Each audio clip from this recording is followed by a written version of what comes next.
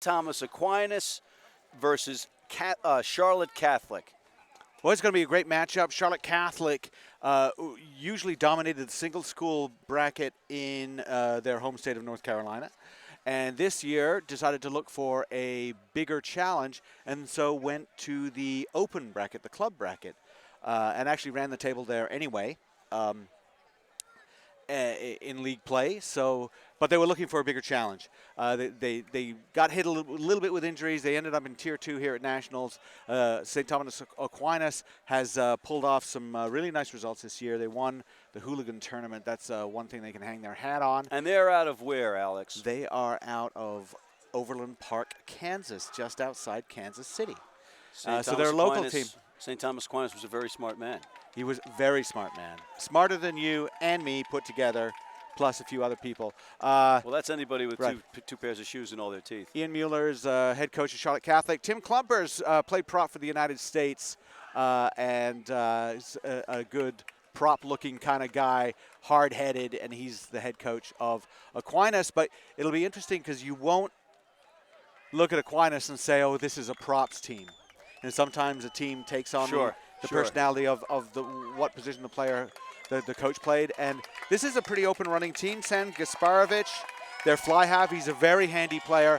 Won the game yesterday against Brownsburg. Time was up, 40-meter penalty kick attempt, kicked the penalty goal. Gaspo took it. A pandemonium on the sidelines. Really fun to watch there.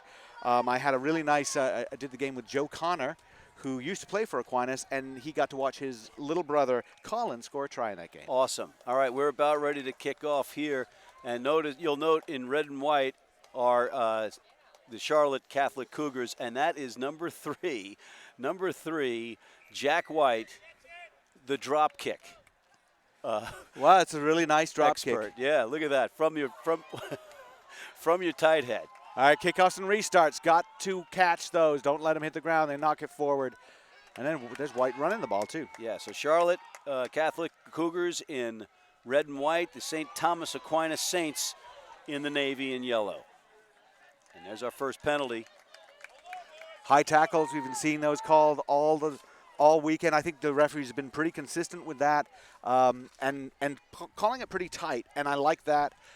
Everybody knows what to expect if you get your hand around the collar. That was not really much of a gain on the kick, but he did make it to touch. Jack Lowe, number 12, wishes he had that one back, but he made some happy fans in there. They got to throw the ball back in rugby, right, Alex? They do. Another happy fan. So, Alex, you said penalty goal. I did say penalty earlier. Goal. Well, a penalty kick is the attempt, right? You take a kick, but the penalty goal is when you make it. You kick a goal, and folks at home probably think it's soccer. You get kicking under the post is a penalty goal, but in rugby you can say penalty goal, and it's over the post. A characteristic of all 7 footballs of the world is that you have a goal to score. All right, kick a ball through posts. Davis Hodgins throws it in, but it's spoiled by Aquinas. That's Xavier Doring, the X-Man. Falling on the ball. Your high school All-American Xavier Doring doing what a smart player like him should do. Drew Webb having some trouble fielding that, but now on counterattack. Well, not the best of chases from Aquinas. They were a little bit fractured, but first up tackle was number was 7, good for Zach them. Hilton, as in the hotel chain.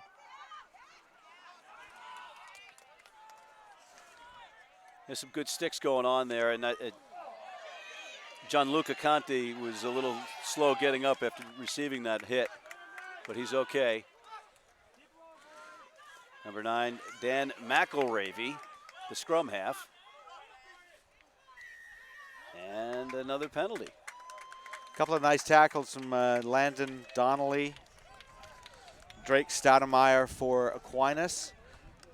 You know, we had a conversation yesterday about egregious hair, your quote, and I'm just looking at the referee. Is that a balding man with a ponytail? You know, I've got to say, for a referee, he looks pretty cool. All right. He's got this scruffy hippie chic going. It's like he looks kind of like what one could imagine Todd Clever's father looking like. Sort of. Yeah, you could. Right. Not to say that Mr. Clever isn't a handsome man himself, because he is, and he'll take me apart by the limbs. Speaking of hair, you'll notice everybody on Aquinas is wearing headgear. and that is actually a rule within the school that No they all kidding. have to wear headgear. Yes, Just the school. just the school. It's not a regional thing. It's the school wanting them to All right, do it. there's my man, Ari Rodriguez, the loose head, banging it home. He and Jake White have had such a tournament running the ball as the props for Charlotte Catholic. Those guys are just not only big, but they're actually kind of nimble. But Aquinas turns it over, and they have the ball. Gasparovich, good kicker of the ball, as you just see. Oh, nobody really claiming that. So, Alex, just to let you know, his parents did say Gasparovich. Gasparovich. Like a pear in there. Don't disparage Gasparovich. But we can call him Gaspo. A little lesson there on counter-rucking. Gianluca Conti, the lock for Charlotte Catholic. He goes in, counter-rucks, he walks right over the ball, but there was no one behind him. So even though he sort of won the ball, there was no one else to secure that ruck, and Aquinas got it right back. And again, if you're tuning in, this is FloRugby.com live streaming of the Rugby High School National Championships here at Swope Soccer Village in Kansas City, Missouri. The great Alex Goff in the booth with me. I'm Matt McCarthy, and we hope you have been watching these matches because it's a great event for American rugby.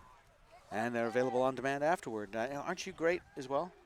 I would think, Matt, that you're great also. I am great. Just ask me. Lou Stanfield will vouch for that, by the way. Also, shout out to the city of Kansas City for hosting this. They put a lot of effort into making this a good event and supporting it. Yes, and in the words of Harry Truman, it's amazing what you can accomplish if you don't care who gets the credit. That's true. And a lot of these people have done a lot of work without any headlines or accolades publicly, and they deserve a lot of them. Nice tackle from Gasparovich there. There's Grego Shields. The fly half taken to the ground, but now barreling forward. Looks like Keaton Pagani. Retaining the ball. There's Conti. Here's Hodgins.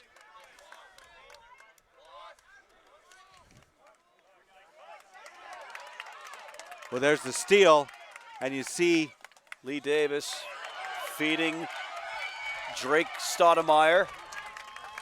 Wyatt Keena on that steal. Oh, nice tackle there by yeah, that's going to be a penalty. Hilton. That's going to be a penalty.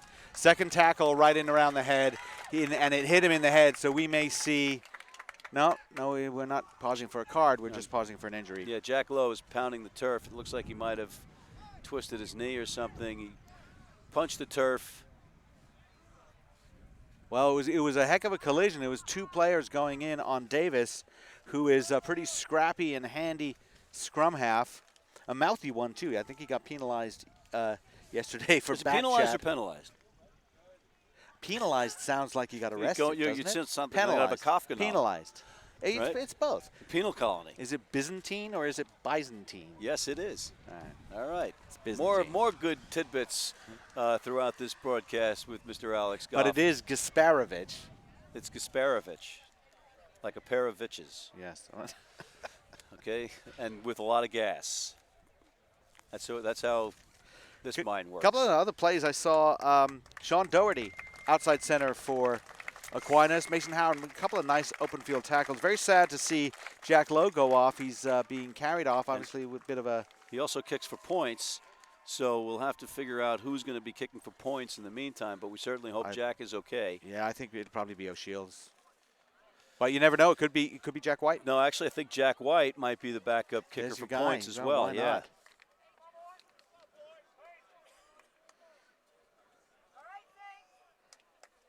Jack the Renaissance Man White. Trademark. I think first of all, if you're a tight head prop, you're a Renaissance man to start with. Yeah. You really don't have to put anything else on your resume. Well, when I initially saw him kicking the first restart for the Cougars here earlier in this tournament, I was just, that's it. That's my guy. But Ari Rodriguez, his counterpart at loosehead, is just as amazing. So we did give them co-men of the match. Very nice. Well, Gasparovich had a kick longer than this to win the game yesterday. It was about 42 meters away and at an angle. Wow. I kind of think the ones straight in front like this, long range, are very hard to do. And that was with no time on the clock. No time. Kick. Amazing. Amazing. And that was after the rain? Or?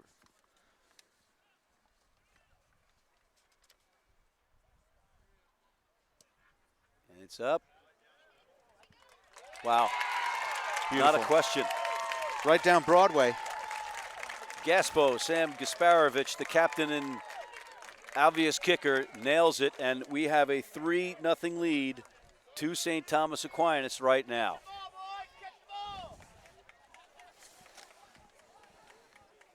Eagle Impact Rugby Academy player.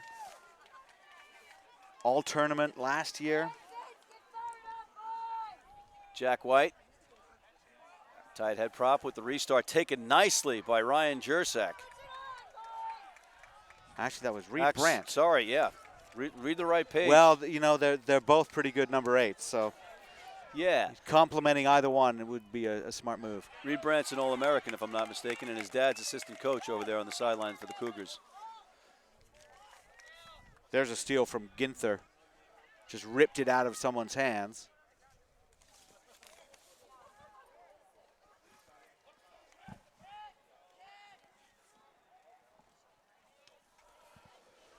Nice clearing kick. Did it find touch? It did. That's a well-placed kick. As we were watching Jack Lowe go off the field, I was thinking about the grind of this tournament. 3 games in 3 days, 60-minute games. Yeah. And the wear and tear on a team is pretty hefty. You know, but we can probably argue about this, but you know, there were some people worried about the field turf. But with the weather, the rain that we have had, specifically in the overnight hours, this would have been a muddy mess, and people would have maybe getting injured in the mud. And last year. Yeah, like Pittsburgh. Last year. Yep. All right. Oh, I was talking about the club nationals. Oh. So yeah. High school nationals, it went complete mud bowl. And you never go complete mud bowl. Cougars on attack. Well, it was Old Blue versus Mystic in the Nationals in Pittsburgh, and I want one of the props for Old Blue. Oh, there's another steal. Stoudemire got hurt in that mud, but anyway, that's good. All good here. It's good work in the rucks by Aquinas. Looked like Clayton Ginther banging his way in there, number 3. Well, that was a big hit by O'Shields, number 10 for Catholic. He throws his weight around. You know, he's still pretty. You know, he's going to put on some meat one of these days, but he's tough. And now one of the things I've seen a little bit, the rain here is actually good in the sense that sliding on the turf is a little less difficult. You know, it doesn't give you the same abrasions. But the raspberries, exactly. But some of the passing has struggled. And there, you know, a wet ball, you grab it and you're trying to pass right off the deck, which is what Davis was trying to do. And he wasn't able to get the handle, and it just became a worm burner, which Gasparovich was unable to handle. All right, there's O'Shields.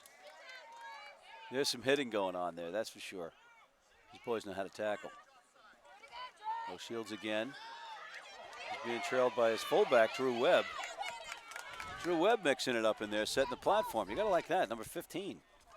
Jack White rumbling forward, and we've got no advantage, and they're going to go back and play the penalty where it was initially called. Well, you see a fly half running and a flanker, Landon Delaney, lines him up, grabs him to drag him down, and is unable to do so, and O'Shields just keeps taking him with it. You're right, White is ready to go. Yeah. Points to the posts. This is my big chance, Coach. Yeah, so if you're just joining us, Jack Lowe, who normally kicks for posts, number 12 for Catholic, has been helped off. Well, and the backup kicker for points is Jack White, the tight head. Well, that was odd. White pointed to post, he did, but the captain didn't. And they said, no, let's go for the corner. Yes. Yeah, things that do make you go, and that's one of them. Yeah. think they'll have a conversation about that. That was Gaspo. I beg your pardon. That was Reed Brandt who instructed him to kick for touch. Here's Hodgins. The throw in taken nicely by Pagani. Up. Well, that, I have to say, is a teeny weeny bit pedantic. That seemed to be straight, and the jumper caught it sort of straight into his torso. I'd call that straight. That doesn't matter, though, Alex, because we're up here and the referee's down there. Yeah. It's interesting what they've done with Lowe going out is they moved Will Clouden, the flanker, out into inside center, and they brought on another flanker, Chase Lloyd. Yeah, Lloyd's a good player. And, you know, it shows the versatility of these kids playing 7s and 15s. They're all pretty confident and comfortable at different positions. Okay, there's a fantastic kick. Got Beckett Grinelli's got feet tied up a little bit on that one. He probably could have caught that. Well, the awareness of where you are in the field, and you know, if I catch it, is my momentum going to take me into touch? You know what? If I'm Aquinas, I might test him again with another kick. Gasparovich weighted that perfectly. One bounce into touch. Alex, if you get a chance, look at the beef on the front row of the Charlotte Catholic Cougars. Here's Hodgins, the hooker, throwing in. You've seen Jack White, Ari Rodriguez. Yeah. All of them are mobile, too, with the ball. Here's O'Shields. And Chase Lloyd took a little bit of a hit, and now Aquinas on counterattack. I think that may be Conrad Diebold. C-Rad, as his folks call him. Talked to Diebold yesterday after their big win. He had a huge run to set up a critical try and was taken rather roughly down to the turf and lay there for a while, but he was back up. A little bit of a black eye, but he's okay. A little shiner. Never hurt anybody. Conversation Let's piece. people at home know you've been in a rugby game. Yeah, people say, what the raccoon's up with you? Yeah. All right, we've got 3-0 in favor of the Charlotte Catholic Cougars, if I'm not mistaken. Did I get that backwards? 3-0, Aquinas leads. I did get it backwards. 3-0, Aquinas leads on the Murphy Kennedy Group scoreboard. Just testing you, Alex. Right.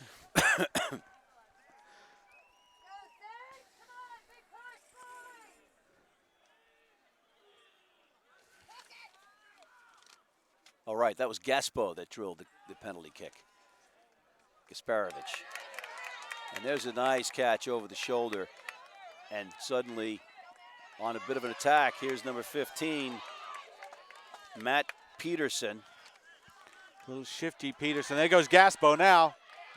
Oh, just a bit high with the pass. Yeah, a little bit over-eager and just sort of flung it out there. And the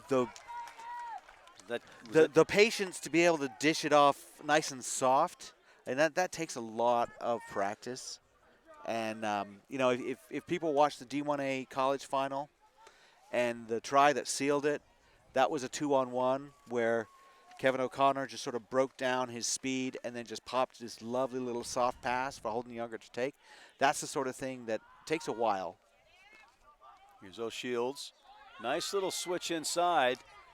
It looks like it's number 13, Matt Edel. Or Edel. Edel? Edel. Take your pick. Certainly a territory game being played by both of these teams.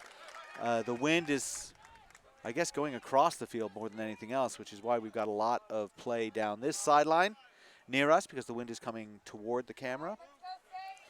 My hair is flowing in the breeze here, Alex. I don't want to excite you. Your hair is not egregious. Thanks. I would never say that. All right. Here's Xavier Doring, the X-Man, throwing it in for St. Thomas. Taken nicely by the number 8, Ryan Jersak. His team knows how to maul. Oh, dear. Right there. Not a smart move. I don't think. Reed Brandt took Wyatt Keena down by his neck while bringing him out. Yep, and there'll be a penalty. Referee saw it even though it was on the wrong side. And perhaps lucky not to get a card on that one because it seemed a little bit too much. Reed Brandt saying he caught an elbow and it was simple retaliation. The maul is very interesting. Yesterday, Aquinas set up a maul right at the beginning of the game and Brownsburg didn't contest it at all. Aquinas went right through, touched it down, and the referee brought it back saying obstruction because you can't just run with a group of people latched onto the ball when nobody's there. Let's ask Eddie Jones in England about that. There you go. With Conor Exactly. O'Shea in Italy. Exactly. So immediately Aquinas adjusted. They stopped setting up the maul, and Jerzak would win the lineout. They threw to him every time, and he would just run ahead himself, forcing Brownsburg to engage because if they didn't engage, he'd just run right through them. All right, well, St. Thomas controls the lineout, but Lee has a bit of a trouble. Lee Davis, the scrum half, but he feels it and gets it out. And now on a counterattack, but met sharply by number 6, Will Clouden. And with a held good stick, up. And he's holding him up. They go to turf. There's Stoudemire, number 4. And he is still down, Stoudemire. Face down on the turf. Looks like he's going to try to push himself up, though. Meanwhile, it's turned over, and the Cougars of Charlotte Catholic out of North Carolina have the ball. They are running forward. There's a nice little pass. There's Pagani to Jack White. Jack White. And it's a forward pass. We're going to stop there and go back to see Stoudemire. Drake Stoudemire scored a try yesterday.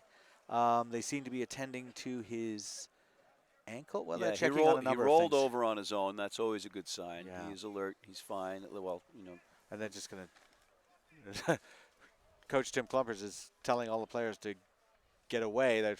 They're huddling around this player, their teammate, trying to see how he is, and sure. leave him be for a little bit. Yep. He's going to take a little bit of time for Looks that. like the ankle, right? Maybe. They went straight to his foot. Yeah. They went straight to his foot, which is better news than if they go straight to his head. Mm-hmm. But if you're part of the Stoudemire family, I think you would like him to be popping right up now. Well, he's sitting up on his own. Yeah. Okay, in the meantime, just as a reminder, if you're joining us, we have a scoreboard. We have a scoreboard. Yeah, that is the Murphy Kennedy scoreboard, the Murphy Kennedy Group scoreboard. I want to thank, and there's a polite applause, well deserved, for Drake Stoudemire. Well, again, three games in 3 days. Yeah. And this is, I think, better than the old format, which was 4 shortened games in 2 days. Yeah, sure. You're going to get more contact in 4 shortened games. Right. Well, but Alex, the good news is that Drake, although he is being helped, both feet are walking. Yep. Right. So that's a good sign. That is a good sign. They're not carrying him off. Just the strain on the muscles. At some point, something just says, I'm a muscle here, a tendon there, just says I'm done. Looks like number 19. Clayton Efforts. Clayton Efforts is in for Drake Stoudemire. Efforts with a Z. Efforts. There's your 8-man pick. Nice run off the back by Jurasek. This is a great battle between those 2 8s. 2 very good players. Reed Brandt, the 8-man for Catholic, in red and white. St. Thomas Aquinas in navy blue and gold. On attack, they lead 3-0. Brilliant open field tackle there by Will Clouden.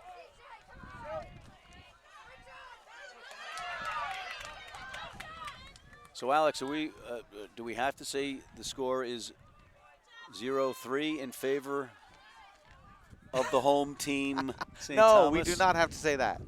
I don't know. It's America. Do we Americanize this? In rugby, you normally say the home team score first, right? Yeah. Why do we do that? Because, well, we don't. They do it over there. I know, over there. I know. Then why do they do that? They also list standings where they go win draw or loss. It doesn't make any sense. Okay. And I know they why also they do think that. Mr. Bean's funny. This is true. Right? This is very true. Okay. No offense, Rowan Atkinson? Rowan Atkinson. Yeah. Okay. But you're not funny. He once spoke at my school. Was he funny?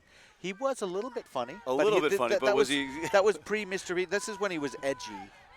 He was an edgy comedian before he did the Mr. Bean So stuff. he was a reverse Bob Saget, or no? Something like that. Bob Saget, then yeah, and then back to Bob Saget. He was on a show that was more like a Saturday Night Live type deal. All right, speaking of live, Alex, we are live all right. Here with Charlotte Catholic and St. Thomas Aquinas. Okay, I'm losing the plot here. You know, the wind's picked up a little bit. It's going a little bit more to against Charlotte Catholic, and you can see that with that kick. He's kicking into the wind and didn't really go very far. This is a good attacking situation for Aquinas, and their line-out has functioned very well. And the odd thing about it is they pretend they have all these different plays, but everything is straight to Jerzak, the front jumper. And let's see if you're accurate, Alex. You are accurate, Alex. I'll take Jerzak for 300, Alex. That was a nice pickup. And that's a hard run, but lost. Great pickup by Doherty, but he needed to secure it in contact. And he had support. He had Jackson Stamp on his, not number 14, Sean Mayer on his outside. And perhaps, one of the things I'd like to see more of some of these players is an earlier pass. They seem to think that they have to wait until the nanosecond before they're about to be hit to pass out to their support. They don't have to do that. You know, Alex, just quickly, I want to thank Amy Doring for helping us with all the information on St. Thomas Aquinas. She's been a big help. Not only that, she found me a color analyst yesterday. There you go. There you go. Meanwhile, number 11, Sean Meyer. Is it Mayer or Meyer, Alex? Which do you want it to be? Whatever is correct. I would say Mayer. All right. Number 5, Wyatt Keena. Oof. That is a big collision. And we've got he paid for it. A Cougar is on his back. Charlotte Catholic Cougars. That looks like that looks like O'Donnelly. Well, I'm sorry. O'Shields. O'Shields, the number 10, but he's up. Well, that was a big run. I'm not sure if that was Doring or if that was the prop, Ginther. But the penalty for him for holding on, that's not on him. The penalty is on the rest of the team. For not getting there. For not that, the entire most of the forward pack was standing off in the back line, and that's a team penalty for not getting there to clear out. Can I have that coat? Or? No, you can't have your coat, I'd Alex. like my no, coat. Alex would like his coat, ladies and gentlemen. It is cold. You know what? In the broadcast booth, when it's cold, we get cold. Okay, that's it. Diva, Alex Goff, here with Matt McCarthy at Swope Soccer Village in Kansas City, Missouri.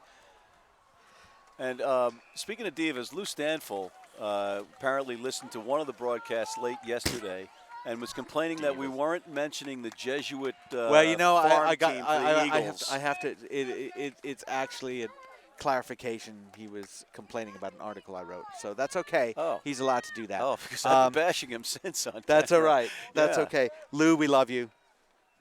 You're a true American hero. He was a lot cooler with the mullet. That's all I got to say anyway.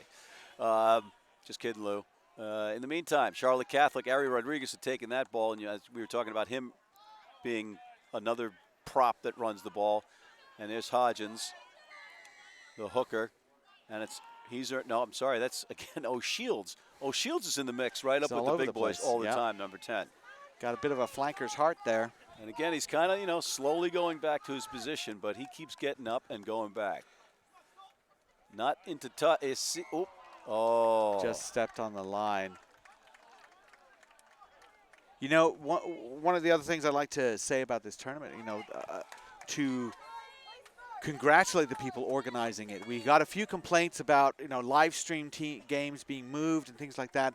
There was a thunderstorm in the middle of the day yesterday, and they still got and lightning. And lightning. We had to leave. Everyone had to go away, and they got everything played. Oh, Shields with an on-the-move Matt Edel. And they earn the penalty. I don't here's get your that decision at all. right I'm sorry. now. Well, Okay. I'd go for posts. No, but I don't get that. are they not penalty going at for all. posts because Jack White's not comfortable kicking for points? Maybe is it the wind? But why then are they kicking into the wind to go for the line out? They should be kicking the other direction. But why not just do a quick tap? Sam Gasparovich got up. He had released the tackle player. He was poaching, and there was no one else behind him in the ruck. They say hands in the ruck. He was the guy. I don't see how that's a penalty. And because he's not Richie McCaw. Okay, end of story. Oh, and dear. Here we go. Number 7, Zach Hilton.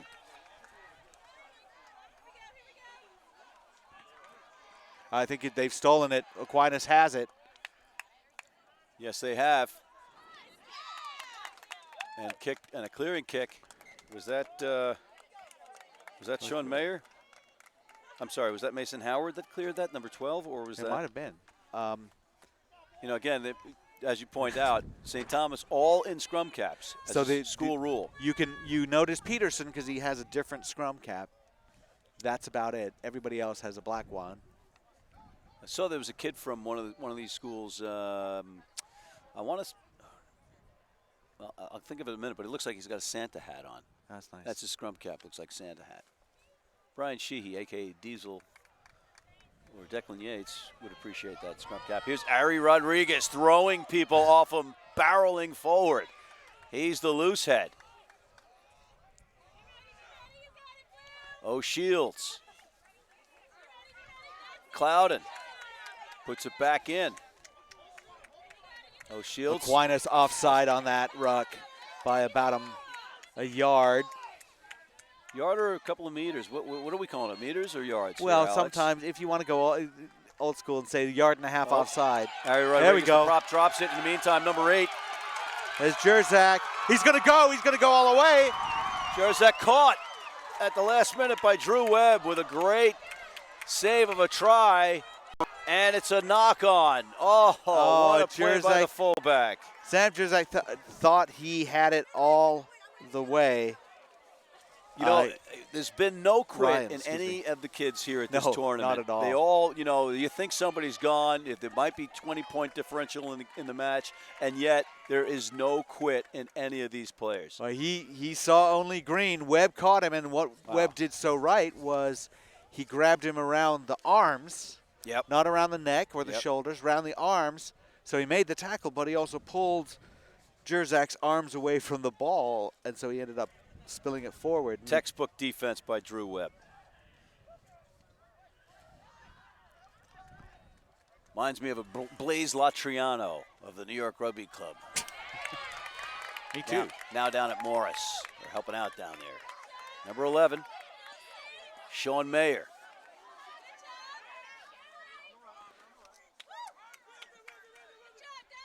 Somebody yelling from the sideline. They're off their feet, and he's absolutely right. Everybody is. Well, still on his feet is Wyatt Keena, now down to turf.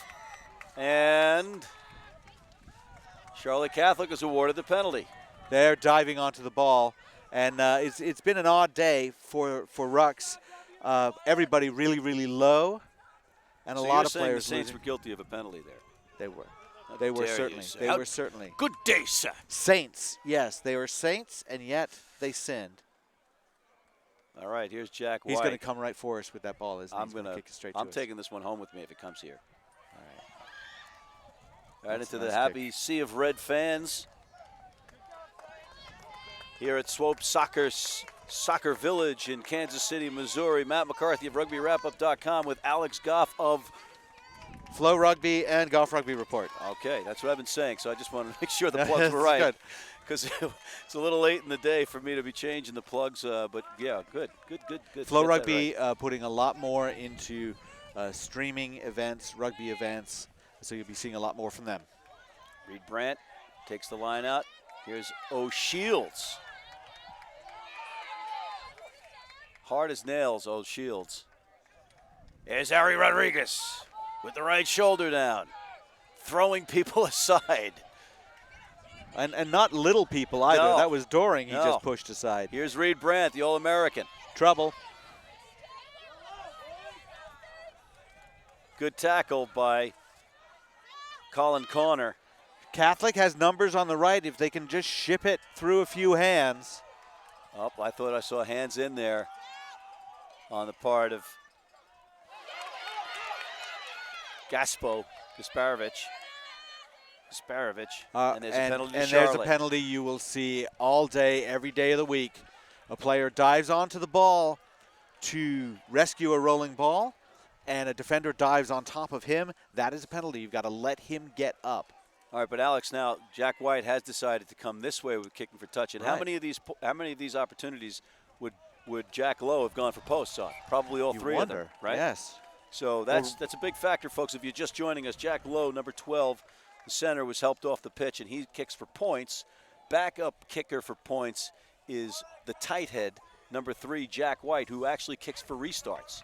So now, go ahead. Excuse me, Matt. And then they moved Will Clouden into inside center. He's a flanker. Defensively, very sound, extremely sound. But we've seen a few miscues between O'Shields and Clouden. And there's a miscue on the throw-in. That's the second one they've done there, where their line-out has had a problem. Conrad Diebold. Searad took that off the lineup for Aquinas. Oh, they're flinging it around a little crazy passes now. And there's Matt Peterson. Oh, that ball popped up. It just got squeezed and just popped out of the top. If I'm not mistaken, Alex, Xavier Doring has a bit of a different color scrum cap, a lighter blue than the others, the hooker. You're right. Good eye. Oh, good clear. Wow. That was Zach Hilton that got belted backwards. A little harsh collar, maybe a high tackle. Right around the neck. Yep. Again, consistency. And he's going to march off another 10 because Reed Brandt was giving referee an earful. He gave an earful a little earlier, and that was a high tackle, the way they've been calling it this week. And you know what? You know what's been good about this is the referees have taken nothing from these players. They've marched them back 10 a number of different times, and that's what you need to do with young players, right? Yes. This is rugby, and you call them sir. Oh, unless, of course, you're on the field and you're the one called the penalty. In the meantime, St. Thomas, who's on top 3-0 as the visitors.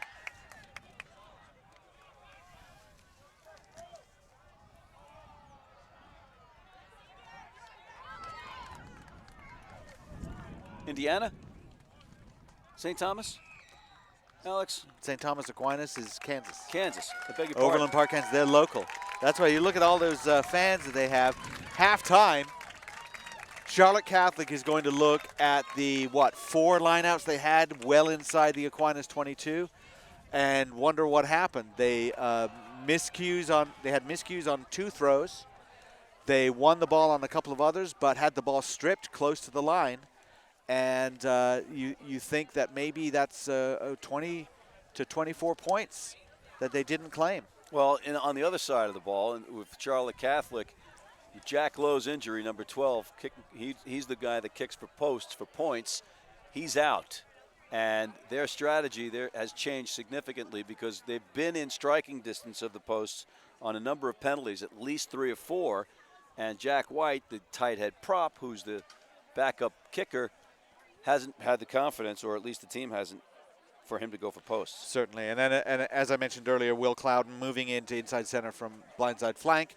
A good defensive player. And I'd like to see him run with the ball as well. But the passes from Greg O'Shields to him, a couple of them gone behind him to ground, little things like that. And that's a case of not practicing with someone, not having time with them, and then suddenly saying, no, we're going to change something up. Right. And just difficult to do. And what happens, you see, in backline play is when you start to have a little shakiness of confidence, a couple of things happen. So number 10 passing to number 12, and he's trying to send a leading pass. And number 12 is not expecting it, so he doesn't get it. He doesn't accelerate to it. He drops it, or it lands in front of him. So number 12 thinks, oh man, I better cheat up a little bit. Number 10 thinks, So it's getting the back line out of sync. Right, and the number 10 thinks, I better throw a deeper pass. So the next time it happens, the pass goes behind 12 because they both adjusted. And then they work their way through the adjustment through the game. If you get it off, you're off a little bit. And the same with the scrum half, who I like very, very much, Lee Davis. I would say he had a better game yesterday. A couple of passes are off here, and I've played a little scrum half, and I was a confidence player as a scrum half, in that if I had a couple of bad passes early, well, you know, it was random from then on what would happen. If you make a couple of good passes, okay, we're clicking, we're good, we're feeling good. And he had a couple of mistakes. One was because the ball was wet, I think, and then one he just sort of panicked. And well, then suddenly everybody's playing with the same wet ball. You know, well, that's true. But if you make a mistake, then he starts thinking, I'm making mistakes. Right. Well, then he needs to be grounded. Which is why you go and TV play for a week. Which is why you go play blindside flanker, because you can't make mistakes playing blindside flanker. You go tackle people. But the flanker going to the centers thing is, you could look at it the other way around. It's like a vacation. Look at Al McFarland went for AC.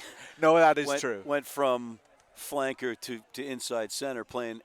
And the only person on the planet that was really disappointed to see that was Seamus Kelly. Right. Because there was no way he was getting the ball. No, of from course. Al McFarland, right. who was like, bah! Right. Go forward. Yeah. Must go forward. Yeah. It's like a for party. sure. I don't know. It is like a vacation, except if you're like me and you really aren't very fast at all. It's brutal. I would much dare rather put yourself down in front of me, I would Goff. much rather have a 2 on my jersey than a 12.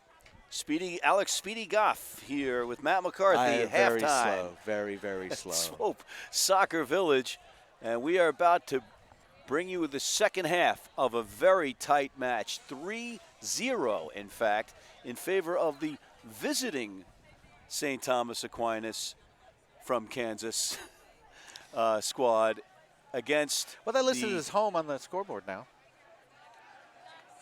No.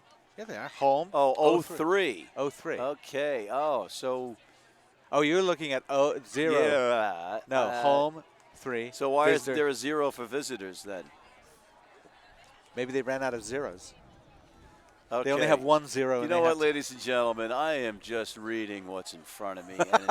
And you know what?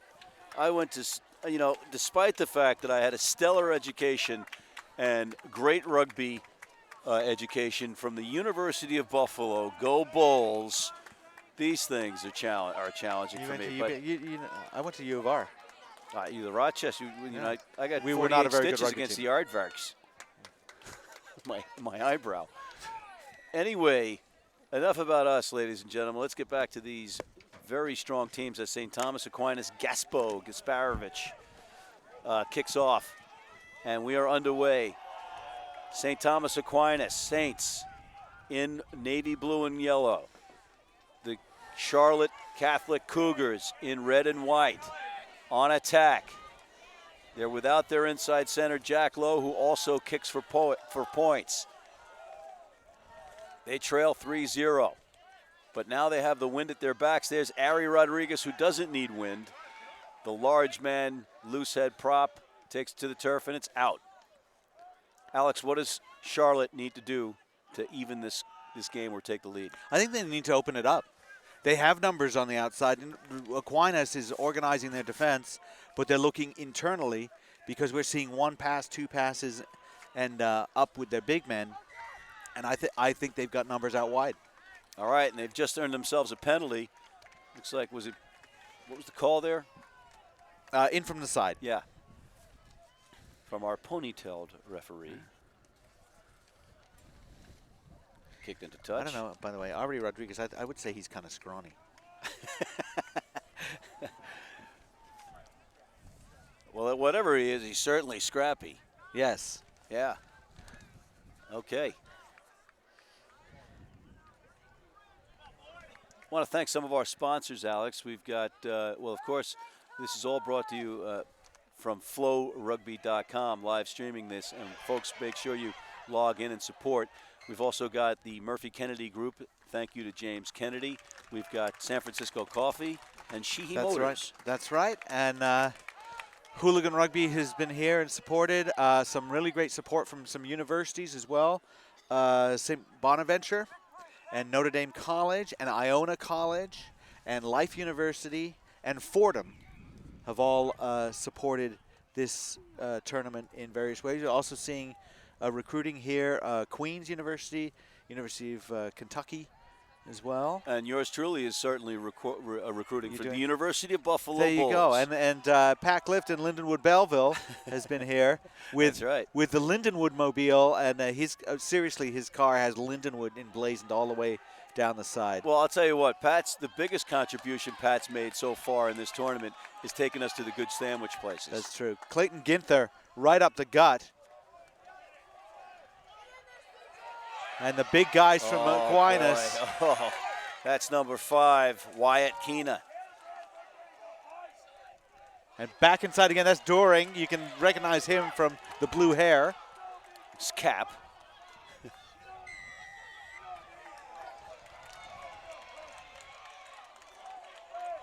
And holding on. He was deemed to have held on. And Doring, he's a great player. But I've seen him get a couple of them. I excuse the one. Watch it. His mom Amy's here. Watch it. Well, Amy, tell him to place the ball back a little bit further. There's number 11, Sean Mayer. Oh, turned over, though. In the middle there is Reed Brandt, and it's a knock-on. Well, it's two knock. They're going to play the second. They're going to play the first knock-on, so it's going to be Charlotte ball. A few execution errors there. Missing touch on the kick, especially when you're getting out of your own 22. You really can't do that. And then a knock-on by Gasparovich, and Brandt comes in to try and grab it, and a knock-on by him. One of those things where somebody wants to break something open and make something happen rather than do the safe thing, the safe slow blindside flanker thing, and secure the ball. All right, ball's out. Here's O'Shields.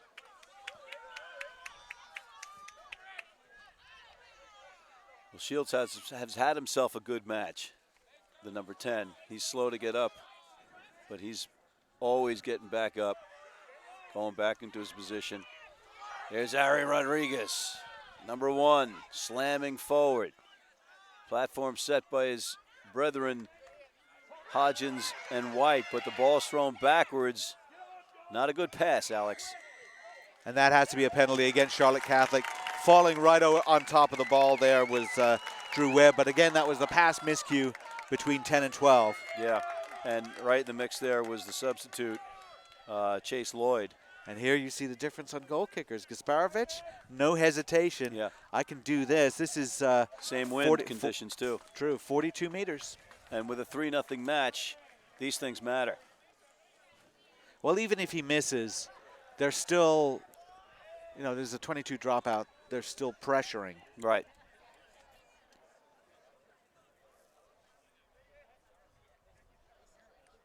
It's a great crowd, by the way. And a very respectful one. We've got a lot of encouragement from these fans.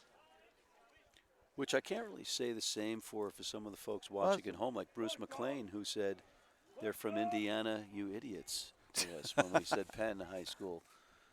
Where'd you thought they were? From Pennsylvania. What? No, that doesn't make any sense. No. Makes no sense whatsoever.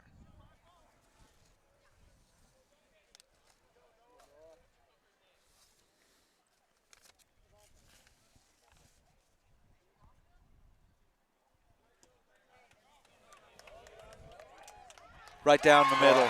Gasparovich, Gaspo. He is money when it comes to kicking. That is big-time skill. It. Big-time clutch right there. Really impressive. Twice it's been right in front of the post, and it is difficult to hit it true like that and not curl it in like you might be doing from the side, a little bit of an angle.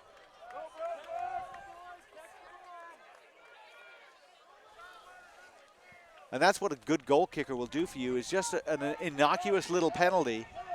Yes, indeed. 40-odd meters away from the line, and that can be 3 points. And he doubled the margin of victory, so Here we it's go. now 6-0. Here we go. And looking for more is Aquinas. Nice stick defensively. and in a touch. But a nice rumble down the far line. Who was that, Alex? I believe that was Sean Doherty, number 13. He's got some pace and just nice scampered his way up that tram line. And really, he tried to keep it alive. He was taken out. I think he stepped nice strong tackle, by the way, on defense. For sure.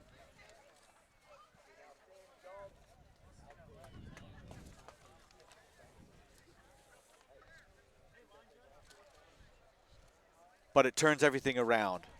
Handling the restart that's kicked to you, so important. If you catch it, and I think Aquinas does a pretty good job generally of doing that, not letting it hit the deck. But if you're able to catch it, that gives you a little bit of go forward.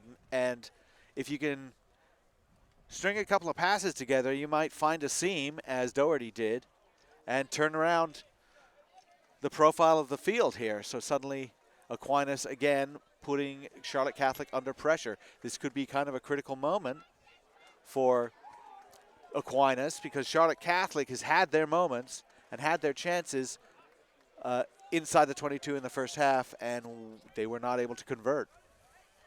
All right, if you're just tuning in, Alex Goff, Matt McCarthy, Swope Soccer Village in Kansas City, Missouri. We've got polite applause, cheering for... I think that might have been Drew Webb. They're putting someone in at fullback. Yep.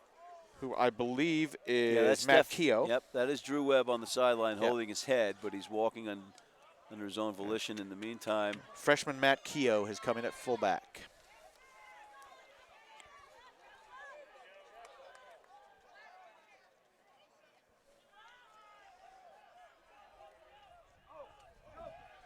Wasn't there a Matt Keogh who used to pitch for the Oakland A's? The Oakland A's under Billy Ball. Yep. Billy Ball, Billy Martin's team, and I think Mike Norris was also on that staff.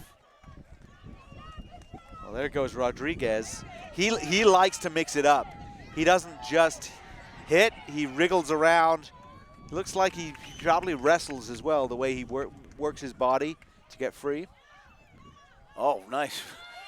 Reed Brandt almost dropped it, but he held on to it. Nice recovery there. And hands in there. And that was a counter ruck from Aquinas. They seemed to go over it, and then somebody tried to keep the ball going backward. And there you go. There's the penalty. Point to the posts.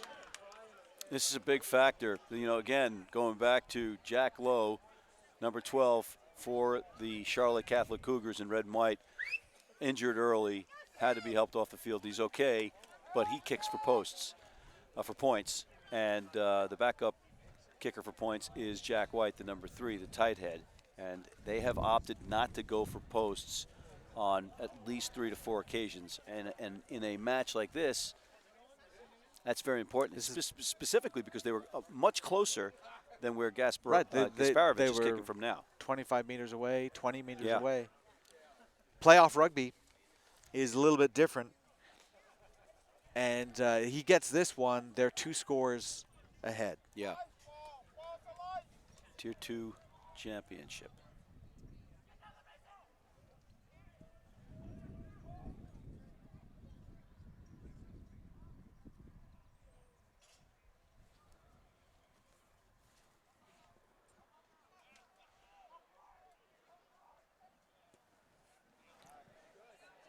Wow. Very happy.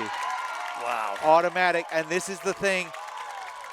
We were talking in a video interview yesterday about Sam Gasparovich and how well he does and how they had faith in him to win that game yesterday. And then Tim Klumpers came in and said, you know why you have faith in him? And you know why he's good? It's because he practices it every day. Wow. And he kicks the same way every time. His approach, all of it. The technique is very strong, but it's also practice, dedication to his craft there, and you could tell that they let that ball go out. It was touched by Aquinas, so Catholic, a quick line out, and finally we see them try to stretch the field a little bit. There's Ari Rodriguez pulling forward. He fumbles the ball, though. Knock on, not good. But Nope, it's definitely just a knock-on. Well, they didn't play advantage there. I'm not quite sure why. It Yeah. seemed like that was perfectly fine. And, you know, the Aquinas prop there, Clayton Ginter picked it up, and he was ready to go about 80 meters.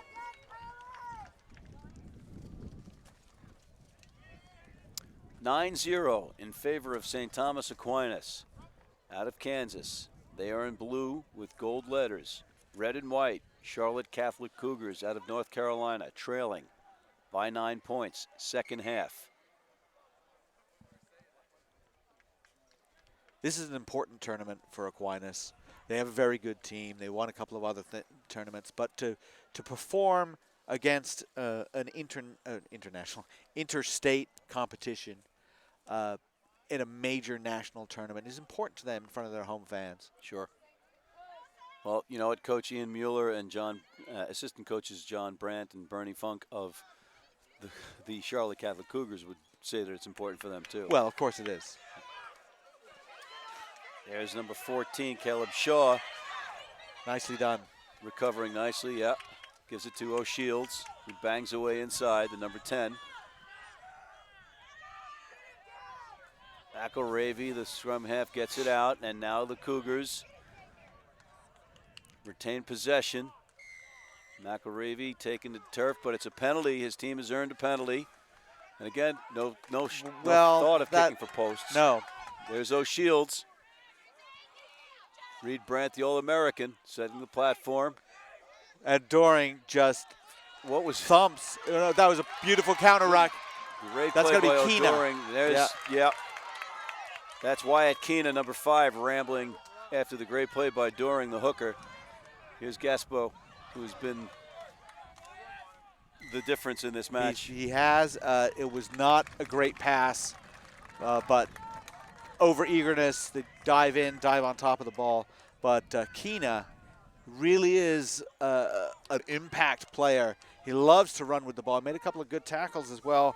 But I remember from yesterday as well, he got a little bit of a turn of pace for number 5. Oh, there's the kick for touch, not making it. And again, that looked like one of the bigger fellas kicking for touch. Oh, I'll tell you, Webb just put his shoulder down. Caleb Webb, number 14. There's Conti. He presents. McElravy. Here comes number 13, Matt Edel. Mason Howard could have done better with that tackle. Kind of turned his body. You know, it's still just 9-0. A converted try here. Well, makes it anybody's match. What we're also seeing is Aquinas looks a little bit tired now. Walking back a little bit on defensive line. I think they need to pick that up. Charlotte Catholic again. I think they can spin it. I would think that Caleb Shaw on the wing has really only seen the ball when it's been kicked to him, not when it's been passed to him. Well, I'll tell you what. There's two things. The other two matches that I've seen the Cougars, the Charlotte Catholic Cougars in, their front row, running the ball has completely worn down the opposition. So that's probably what they were used to doing. But you've also lost your number 12. Yes, that's right? true. So there's that combination. So you skip your inside, you send a skip pass to Edel, and let's go. But you're right, they're not being worn down. Aquinas are not being worn down in tight. Right, and if we were playing 40-minute halves, maybe. But we're only playing 30-minute halves. Is that correct in these championship That is correct. runs? Okay. Oh, there's a big bruising run from, it looks like, was that Matt Edel? High tackle. And they go quick tap. O'Shields. They do need a try pretty soon. Jared Scavone, number 23, is now in. Jack White barreling forward, the tight head. McElravy. Oh, Rodriguez tossed to the ground. You don't see that too often. Nice scoop and pass off his back. Wow.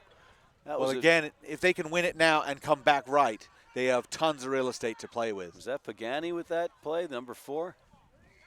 And they've earned a penalty. And there's no doubt about it. There's a quick tap. And there's O'Shields. O'Shields right up the gut with a try. Wow. Greg O'Shields for the Charlotte Catholic Cougars. Pushing the pace. A lot of credit goes to Dan McElravy, the scrum half, because he was ready for that tap every single time. And either it was Brandt or O'Shields who was simpatico with him on that. Simpatico.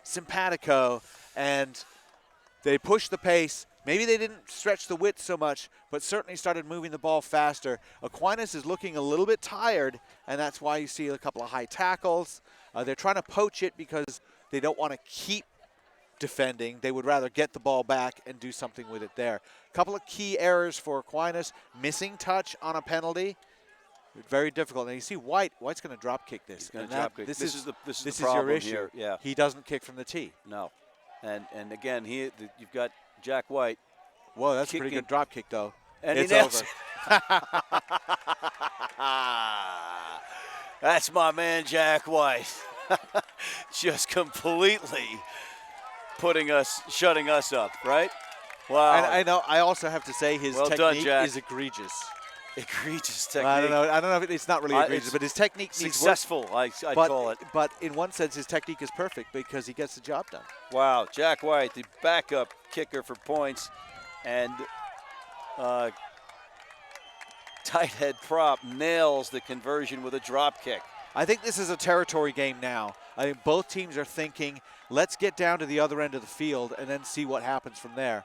Charlotte Catholic, by getting that conversion, there's the fumble forward. Oh, boy. And that's going to be a knock forward. Oh, boy. And that's a big deal. That is a big deal. But Charlotte Catholic getting that conversion means they now can win it with a penalty or a drop goal, and which means all they need is to put Aquinas under pressure in their own end to maybe make something happen. Gianluca Conti knocking on that restart, and that was a huge moment here. Got to turn your body sideways at that point.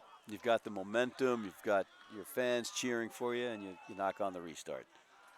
Anyway, learning experience. There's the put in by Lee Davis. Aquinas. There's Peterson. Peterson in the light gray cap. That is a better clear out from Aquinas. Number 6. Oh, there's Wyatt Keena. And on top of it, Zach Hilton did a super job to go right on that ball. That's great. About as perfect a number 7 move as you want to see, like forcing that penalty. David Pocock of Australia there poaching that one. Google it. In the meantime, Jack White kicks in at the touch. And Alex, a fan just dropped the kick. I think that fan should be thrown out of the stadium. Well, I think that his technique there needs a little bit of work. You know, what is that? He didn't put a name on it until late, for one thing. This is why whenever I go to events, I don't try to catch the ball. Because people will see these You don't want to drop your beer either. So, okay, here's Hodgins, the hooker. For the Cougars, we've got Catholic versus Saints. There's Pagani, McElravy, O'Shields to number 5, Gianluca Conti slamming forward. Fielded nicely by O'Shields, who's also been all over the pitch, like his opposite, number 10. High tackle. Sam Gasparovich. You're not going to drop kick from here, are you, Mr. White? I don't think so. Get it out. He did not. Okay, so what he wanted to get accomplished was accomplished in a roundabout way. Yes, he didn't quite make it. It was knocked down there by I think Jackson Staup. And he's kind of kicked it forward a little bit, and he ended up knocking it on. I think Aquinas would have preferred a line out at this point because Catholic hasn't been perfect on their lineouts. Scrum a little bit different.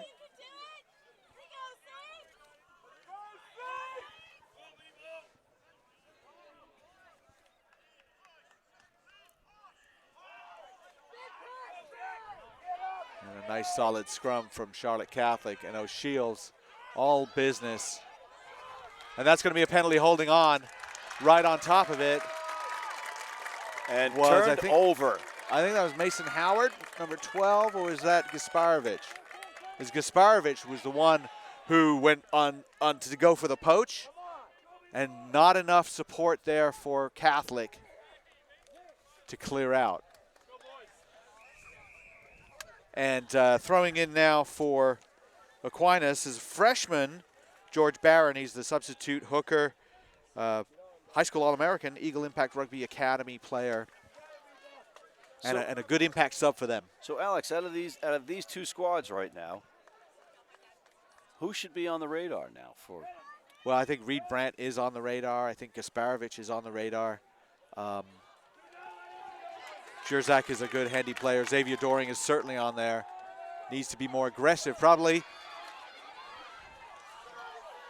And that was Diebold, who's a good player. You talk about fly halves and pressure players, you've got to look at Gaspo. You do. And I'm talking, of course, about Sam Gasparovich. But you also have to look at age. And again, going really, really low. And Mr. Keogh, Matt Keogh, going in so low he ends up diving onto the ball. You know, when we talk about people on the radar on the high school level, you know, if someone's a senior and we're just starting to see them, that's going to be difficult. You know, if someone's a sophomore, well, there we go. Absolutely. Somebody we got a couple of years with. But they're going to go for post. And how much time on the Murphy Kennedy Group scoreboard, Alex? Well, I'm looking at the scoreboard right now, and I do not see a time. What would you guesstimate? Probably 3 minutes 45. I like that.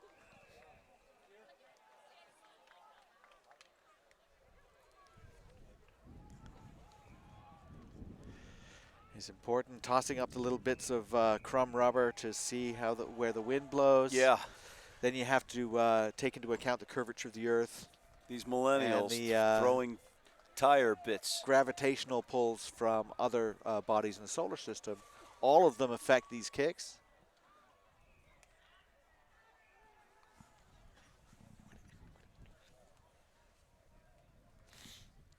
It's called B-roll.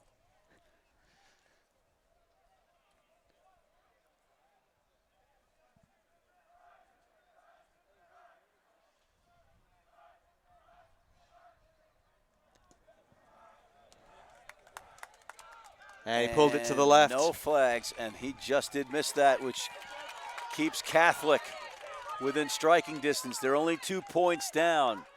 North Carolina's. They just need to get down the other end of the field. Charlotte Catholic Cougars. St. Thomas Aquinas out of Kansas. The Saints receiving the ball. That was a pressure catch right there, Alex. Landon Delaney up in the air. Smart move.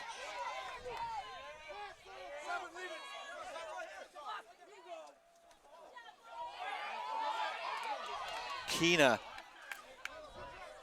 You could see the Cougars trying to strip the ball when they're making the tackles. And a lot better by Aquinas in getting bodies over that ball in the ruck. That was number 12, Mason Howard, with a strong run. There's number 6, Landon Delaney. White with a big hit.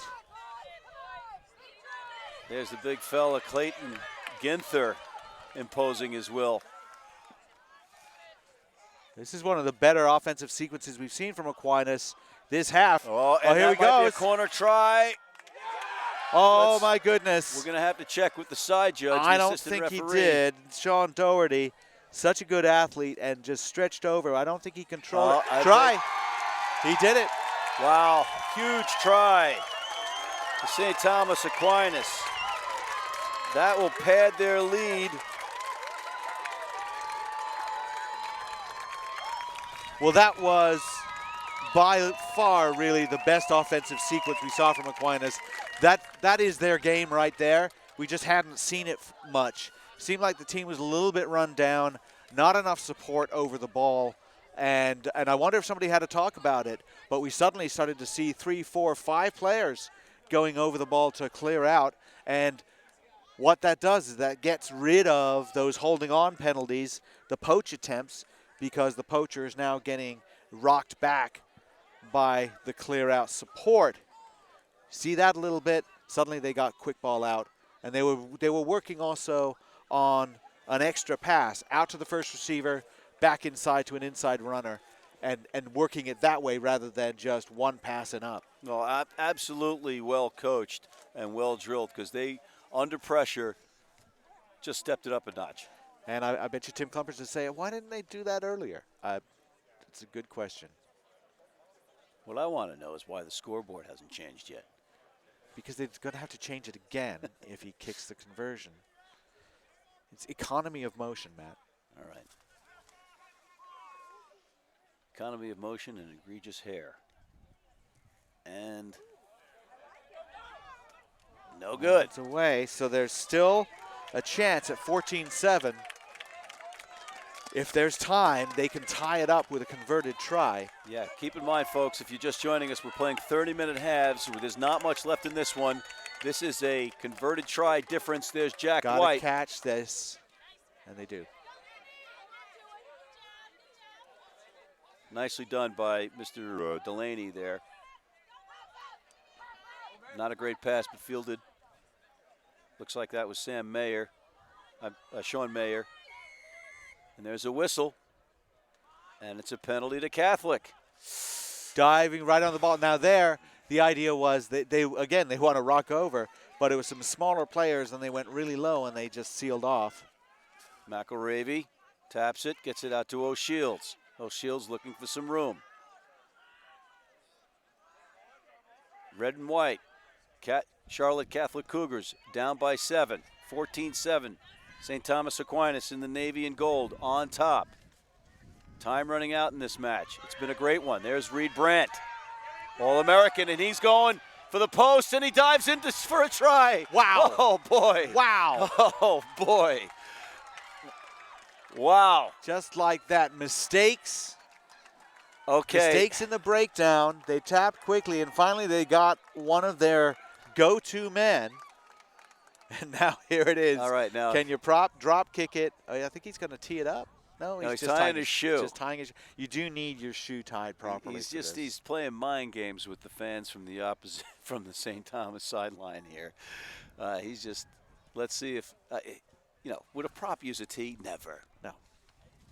This is a huge conversion for Jack White, the tight head prop, who has been forced into kicking for points because Jack Lowe, the other Jack, number 12, was out early in the match. It's good. And we are tied at 14, folks, on just when you think you've seen it all, Alex, you see some more. That was wow. A little bit surprising for sure, because Aquinas' defense had been so good, and then Brandt just started to cut through those tackles. Aquinas does look a little bit flagging. Wow. And now you so, wonder. okay, now what we have to play for a winner, correct? Right. So one of the things here is that under 19 or age grade rules are your games can be no longer than 70 minutes. So they play 60 minutes here. That allows for a 10-minute overtime. They play that. They don't get a conclusion there. Oh, boy. There's a penalty. Then you go to penalty kicks. He leave his feet? What was the call there? Holding on. Holding on. So oh, boy. He gathered the kick, went into contact, but a little bit slow to clear out. Oh, boy. That's a critical mistake. And there it is. Can he win a game? And this may be the ball game. I'm not exactly sure how much time is left. Can he win the game twice in a row with a penalty kick? Now, the wind is a bit of a factor, right? Yep. Gasparovich has been very good with his kicking, especially when the pressure's on. Right. But he's did missed miss his the last two, right? Yep. But again, this could be the wind that's been blowing from that direction into the faces of whomever is going this way. In this instance, it's St. Thomas Aquinas. But we are tied at 14. Very little time remaining in this match. You know, if I'm the centers for Aquinas, I'm chasing this hard. You know, it might go short, it might bounce off the post, whatever. Just make sure you make it work for you. Sam Gasparovich.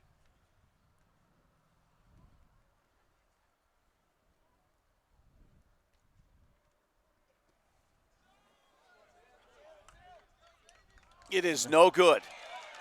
It is no good. It was pretty close. It's hard to see where it missed. I think it missed to the right, but the assistants looked at each other, confirmed. It's a good thing I'm not a gambling man for my wife, because I would have lost the mortgage on the last 2 kicks. I would have bet against Jack White, and I would have bet on Gaspo. Oh, dump to the turf. That's going to be a penalty. Flipped over. Reed Brandt And losing his composure. I gotta say, Reed Brandt is a terrific player, but that is the third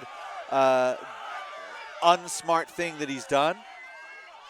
And that is certainly this.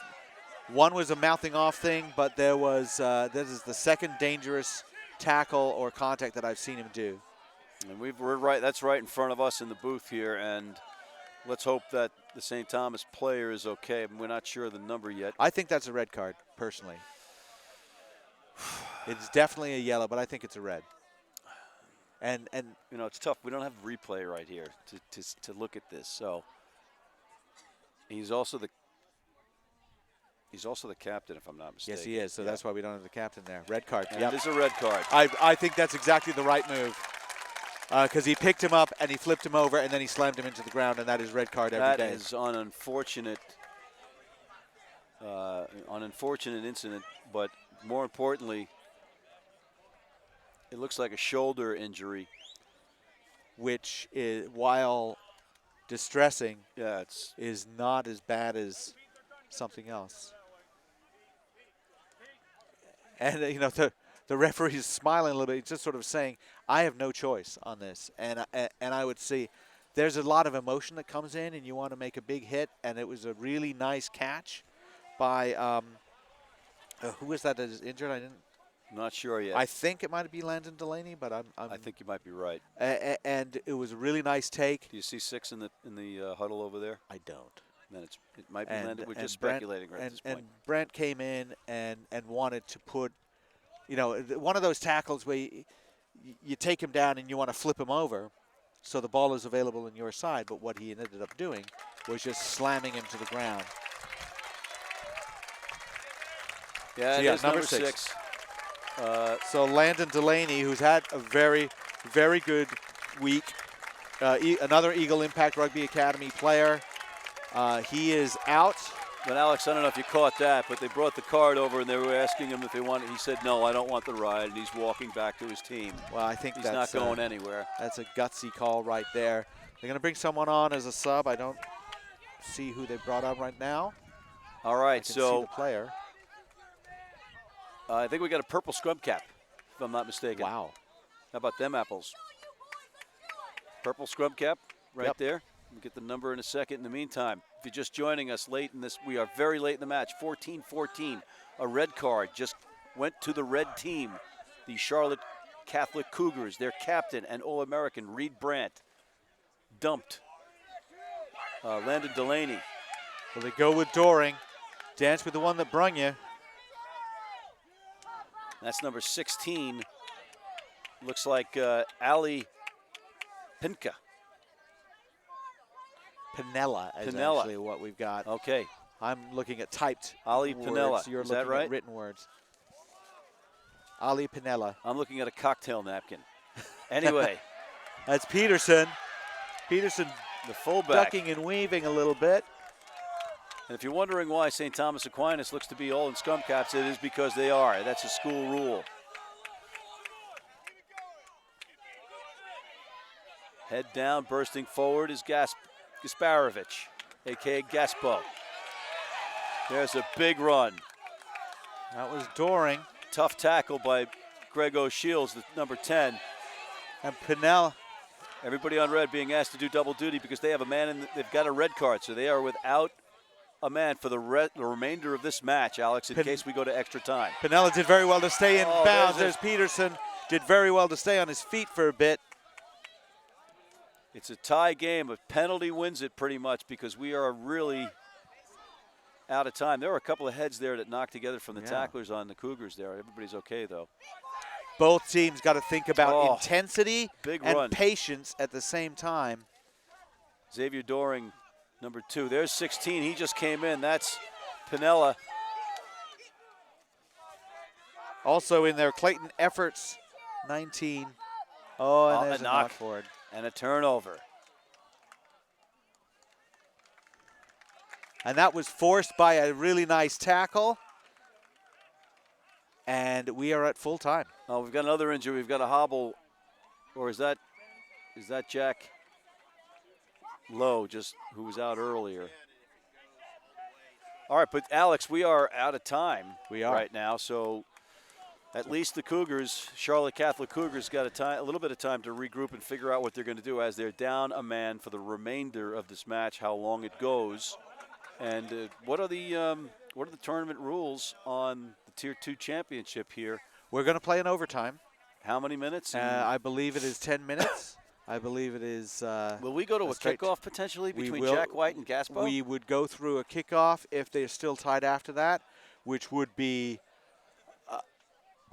And I'm going by memory here. I think it might be 5 kickers. We are in big trouble. You're going by memory. It's either 3 or 5 kickers, so you have to have some depth in kicking, which, every team might have a kicker, but it's. Do you have 5? Right. Well, apparently, Charlotte Catholic doesn't need any more kickers because they've got that tight head prop in town, Jack White. But on the other side of the ball is a very good kicker. And the other thing about the overtime is it is not sudden death. You play the time.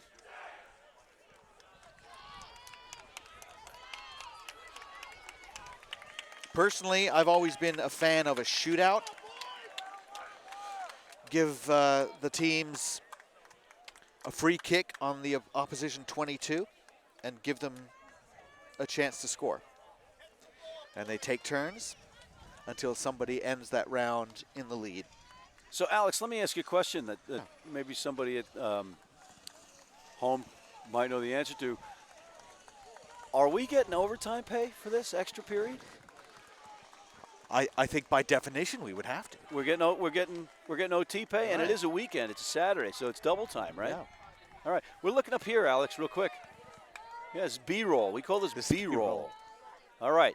Enough of the nonsense. Let's get back to the real good stuff here at Swope's Soccer Village. Number 5, Mr. Keena. Wyatt Keena, which is a great name. Wyatt. Wyatt, I am rolling. And speaking of rolling, that was number 7, Conrad Diebold, C-Rad, as his dad said. We haven't seen Aquinas really go wide. But they're in their own half here. They're looking to break something. They probably will need to go. Again, if you're just joining us, it's 14-14. We just started extra time. St. Thomas Aquinas out of Kansas in the blue and gold. In the red and white, the Charlotte Catholic Cougars out of North Carolina. It's Catholics versus Saints. Who are also Catholics in this case. Well, yeah. And not from New Orleans. There's 15, Matt Peterson in the gray scrum cap. But is he being stood up by an undermanned Charlotte squad? We'll see. He is turned held over. Up. Wow. Well done. Okay, so our predictions have not come true in this match. What are we predicting here? Oh, I don't know if I've got a prediction for you here. And by we, I mean you. What I think is somebody's going to make a mistake. It's probably going to be penalty related. And then the question is whether that can be turned into something. Charlotte Catholic seems to be a little bit more capable of breaking something open. If there's a penalty here, for example, they could tap quickly and score, even though they are down a man. All right, there's McElravy. Oh, I think you're offside there. No? There goes O'Shields. I don't know.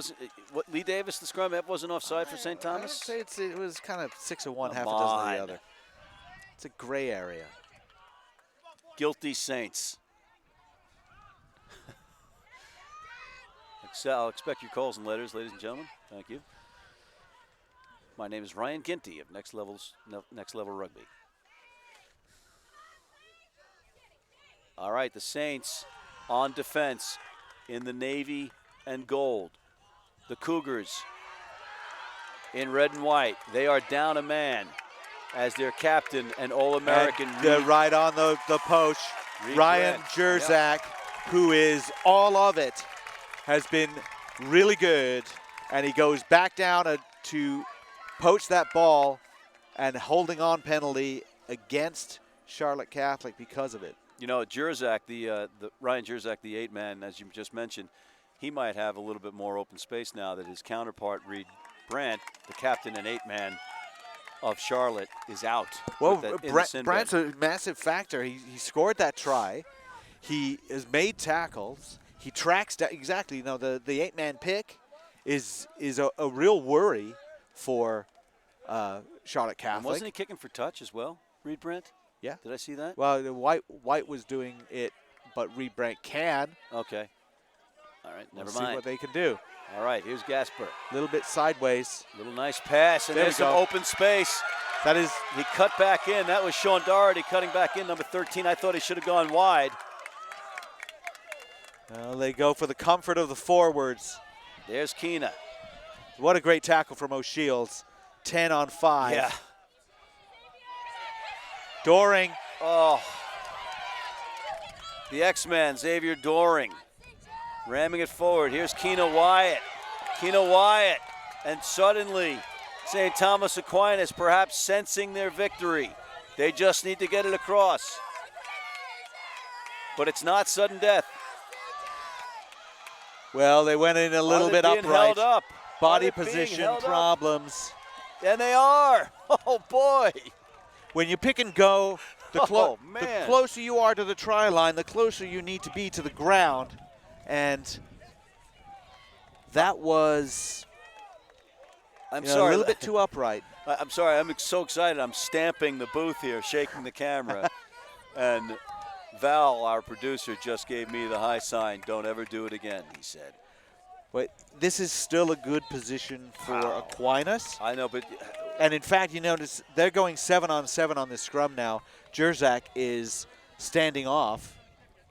I'm just going to be real cliche here and say that it's a shame there's got to be a loser in this one, because that defensive stand down a man was just remarkable on the part of the Cougars. And you see players like Keaton Pagani, Gianluca Conti, Will Clouden, Zach Hilton, Jack White, Davis Hodgins in there, the hooker, freshman hooker for Charlotte Catholic. Probably going to be seeing a lot more of him. Yeah. Davis Hodgins. All right. In the meantime, we've got a bit of a wheel, and what's he going to? He's going to give it back the scrum down to. Now you have to reset and start over again with a wheel. Wheeling is not allowed, and therefore you can't reward it by forcing a turnover. So it goes back. What about Wheeling Jesuit?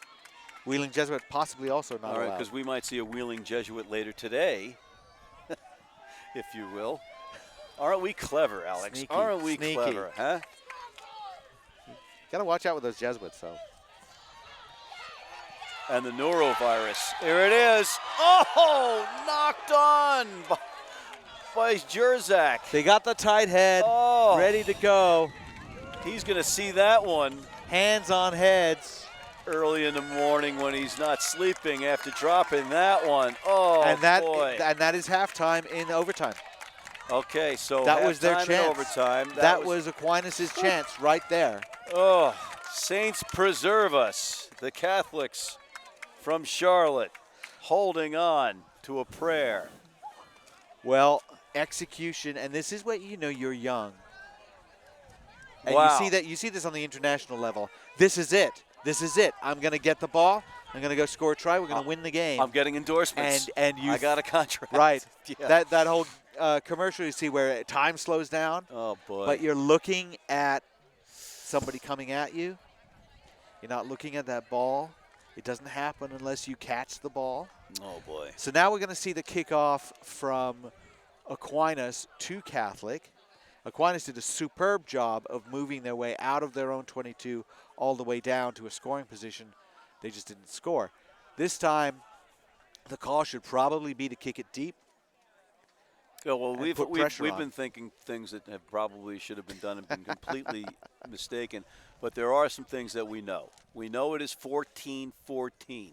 St. Thomas Aquinas out of Kansas in the dark blue and gold. We've got the Charlotte Catholic Cougars in red and white. They are down a man. As John Adams said, facts are stubborn things, and they're not going to have 15 on their side for the rest of this match, which we are now in our second period of extra time, playing 5-minute periods. Yep. Right? So it's 10 minutes of overtime with a halftime. And it's not sudden death. No. So but it's as good as, at this point, we have 5 minutes to play. What happens after this 5-minute period if there is no score? We set up a penalty kick shootout. Oh, I would pay good money to see that, because Jack White, the tight head prop, would be kicking for Charlotte, who receives more the than ball one. right here. Okay, they take the kick. Nicely done by Will Clouden. Nobody wants to give up a penalty here, either team. Here's Oak Shields. I thought maybe he had an opportunity to clear it there with a kick, but instead he passes it. Aquinas a little bit offside there. They got away with it. Here's big Jack White, your tight head, right out in the middle of the line with the backs. Is a tough pass taken nicely, though, by Charlotte. Caleb Shaw, good hands. Tons of room on the Harry left. Rodriguez imposing Catholic. his will, but bouncing backwards. Catholic has so many numbers on the left side, but no real thought to sending it wide. They do get a penalty, though. And again, Jack White would not normally be kicking for touch. Jack Lowe, the inside center, went out early in the match. And he kicked for points and for touch, and he's out. So Jack White, who kicks restarts, has been kicking for points and for touch for Charlotte Catholic. We talk about missed opportunities way early in the game. First half, Charlotte Catholic, 4 lineouts deep inside the Aquinas 22, 0 points to claim for it. Twice they overthrew or underjumped the lineout, and it was taken by Aquinas. That's right. But likely only taking those lineouts because their kicker for points was out. Jerzak stole that one, and Aquinas has it. Here's Mason Howard. Peterson. There's a penalty advantage. Here comes Wyatt Keenan. And I'm going to play the advantage and bring it back. I'm not sure what that signal. There we go. Diving onto the ball. Diving onto the player on the ground. And with the wind the way it is, they're going to go for touch, whereas earlier that goes sailing they over went for our posts. Our next level rugby production vehicle, and Seabiscuit, who's on the roof there with the camera. That's his nickname. Yeah, don't hit the camera. We just anything but hit the camera. So kind of a clutch throw-in time for George Barron, a freshman, having a little talk, and we know what is going to happen here.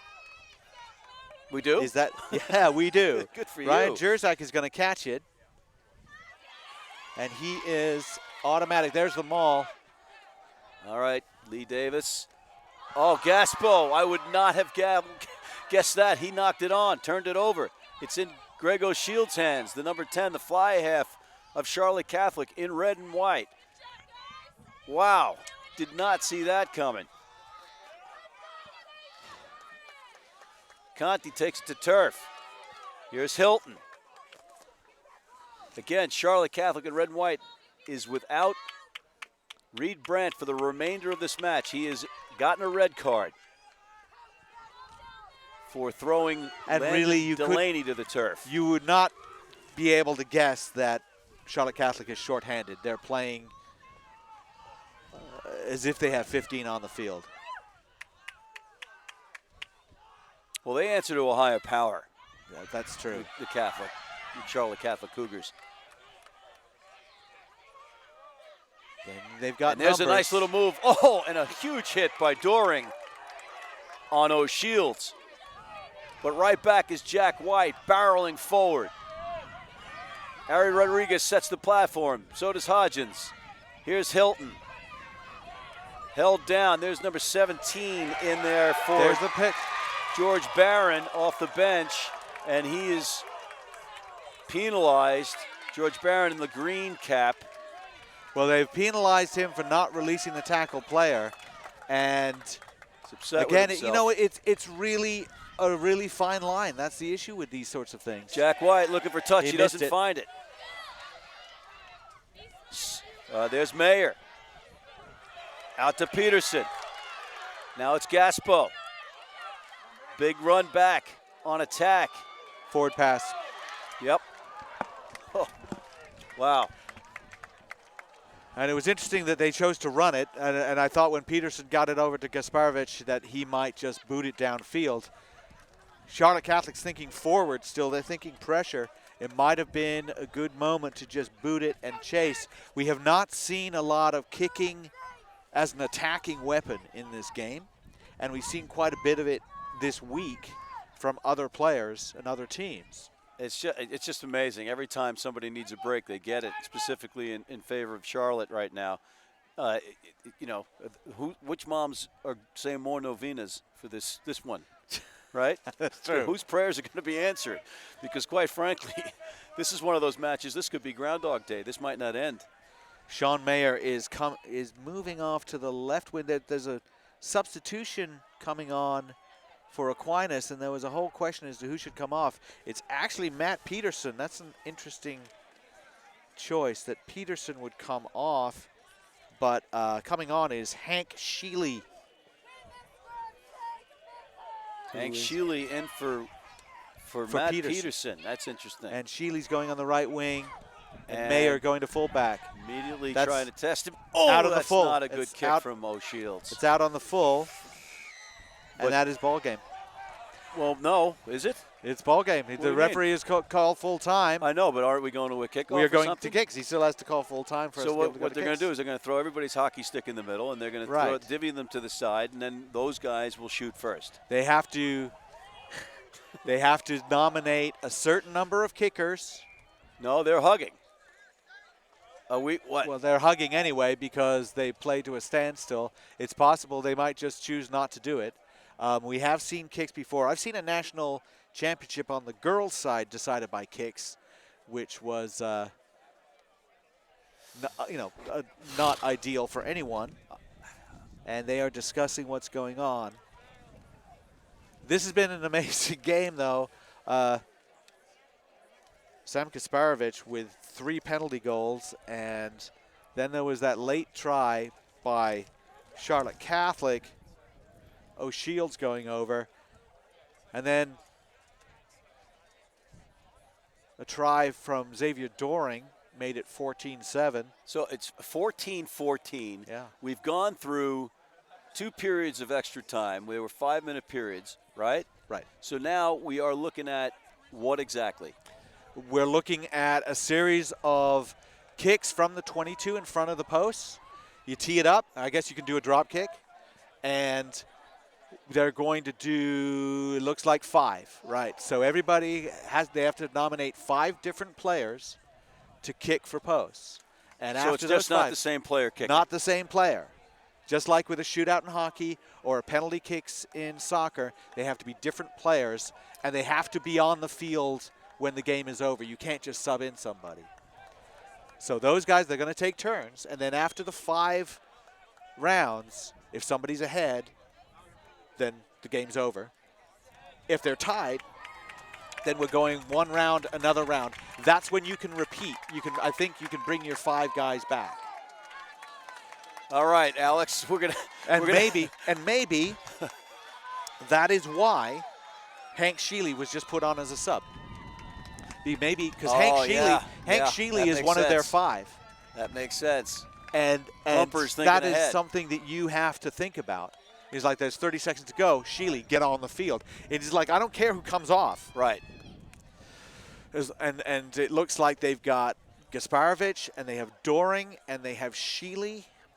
And this is going to be O'Shields leading it off for Catholic right Jack here. Jack Regan, who is a substitute fullback.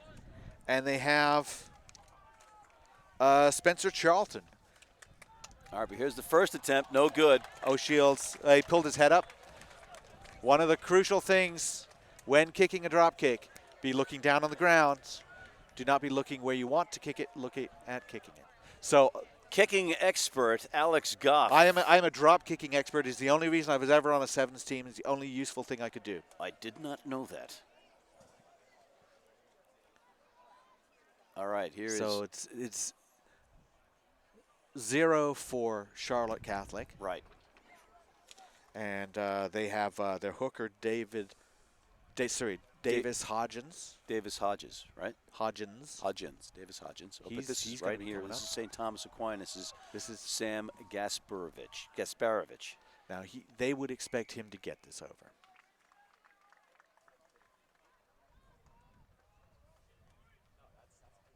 Yeah, this should be a gimme for Gaspo.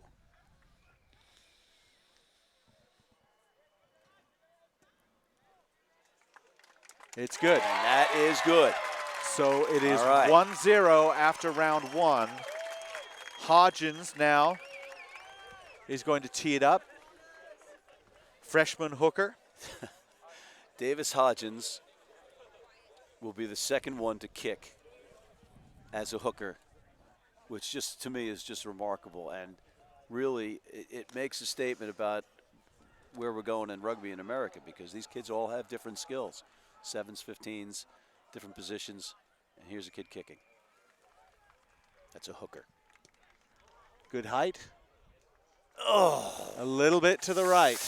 oh. Hodgins gives a look like, that looks fine to me. And now coming up is Spencer Charlton. Came on as a sub. He is a senior. I think maybe you want a little bit of experience, senior poise.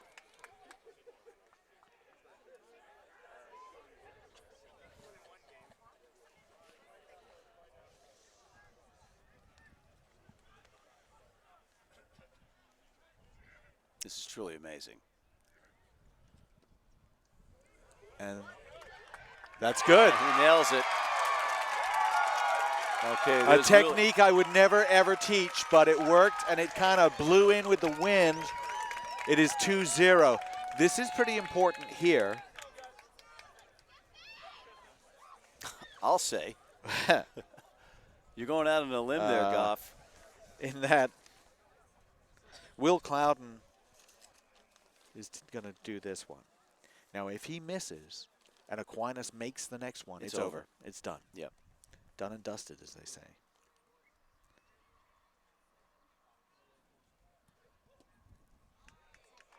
Straight down the middle. Beautifully done. That is clutch.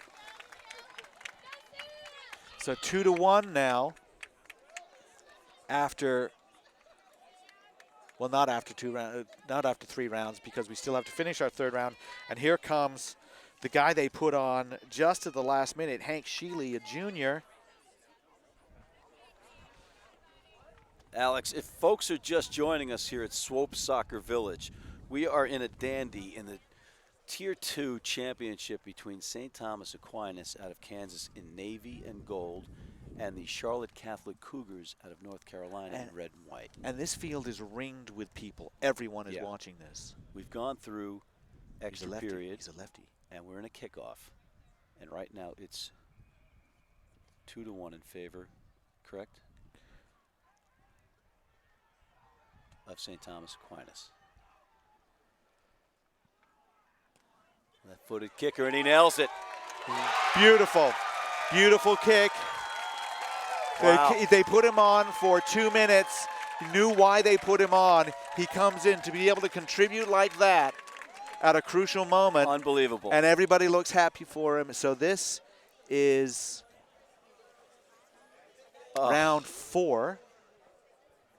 And Charlotte Catholic needs to make these. If they miss now, it is over. Zach Hilton. It's over. And Aquinas wins it. It's over, ladies and gentlemen. 3-1 on kicks. Oh, boy. A fantastic match. Charlotte Catholic gave it everything they could. Unbelievable. Unbelievable, Alex. Mistakes on both sides, got to say. But how great is it for them to come through clutch like that with those kicks and take a bow, Hank Sheely. Just incredible. On the other side, though, you have to be gutted for Charlotte Catholic. They were without their captain and All-American Reed Brandt for all of extra time, survived it, and then lost in a kickoff. And Alex, the thing is, what I don't get is Jack White didn't even kick. No, they were saving him. They were saving him for when they really needed it.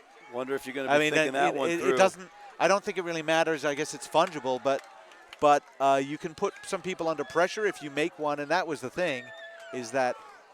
And there's just under the post right now, you might see Captain Reed Brandt with his hands on his hips for the Charlotte, as well as with his ankle taped. Jack Lowe. It's frustrating. Two big members of the team, but Reed Brandt deserved the red card. Yes, it was a red card offense. No question. And he should have known better. No question. I don't think that cost him the game. I don't know if he's a kicker for that matter. But I think that both teams can point to multiple moments when they should have scored a try, and they didn't. All right, but if you just look at the pitch right now, Alex, this is a high school national rugby championship live streamed on FloRugby.com, a next level rugby production. Alex Goff of the Goff Rugby Report and Flow Rugby, Matt McCarthy of RugbyWrapUp.com. We've got Gift from Gift Time Rugby Network, but all of this, just look in front of you what's gone on. We've had this unbelievable match, all these fans, all these kids, and we are not even done yet. So don't go away. Penn versus Harriman next. Penn versus Harriman next.